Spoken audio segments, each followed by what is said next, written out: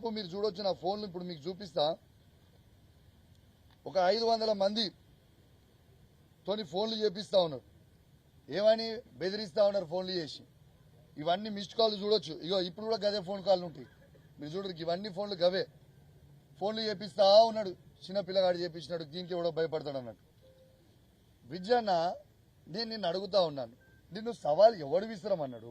ఎవడన్నా రైతులు అడిగిందా నిన్ను? మేము అడిగినామా నీ సవాల్ విసిరమని? సవాల్ నువ్వే విసిరినావు. నీ సవాల్ని మేము స్వీకరించినాం.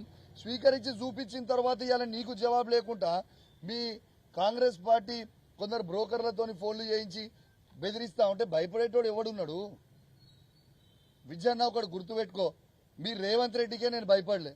మీ రేవంత్ రెడ్డినే నా ఎండక బరాబర్ అని రోజు నిలదీస్తా ఉన్నా. ఈ బచ్చగాలు వాళ్ళు వీళ్ళు ఫోన్ చేస్తే మేము భయపడతాం. అయింది. ఒక్కసారి మీరు ఆలోచన చేయండి విజయన్న గారు. ఇట్లాంటి చిల్లర పనులు బంద్ చేయరి. అదే మేము నువ్వు 55 ఏళ్ళు 60 ఏళ్ళు ఉంటావు. ఆ ఏజ్లో నీకే అంత తీటుంటే 40 ఏళ్ళ పిల్లగాని మరి నేను కూడా మరి నాకెంత తీటుంటుందో ఒక్కసారి ఆలోచన చేసుకో.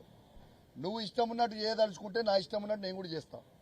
రేపు నువ్వు ఇదే విధంగా మీరు కంటిన్యూ అయితే రేపు మా బీఆర్ఎస్ పార్టీకి మేము కూడా కాల్ ఇచ్చి మా హుజరాబాద్ నియోజకవర్గం నుంచి కావచ్చు, మీ పెద్దపల్లి నియోజకవర్గం నుంచి కావచ్చు, యావత్ తెలంగాణ నుంచి కావచ్చు, మా బీఆర్ఎస్ పార్టీ నాయకులు అందరూ కూడా నీకు ఫోన్ చేసి ఎప్పుడు రాజీనామా చేస్తున్నావు అని మేము అడిగిపించే పరిస్థితి తీసుకొచ్చుకోకు. ఉందాగా రాజకీయాలు చేయి. ఉందాగా ఉండు. నువ్వు సవాల్ విసిరినావు. నిన్ను ఎక్కడ కూడా నేను పర్సనల్గా విమర్శించలేదు, పర్సనల్గా మాట్లాడలేదు.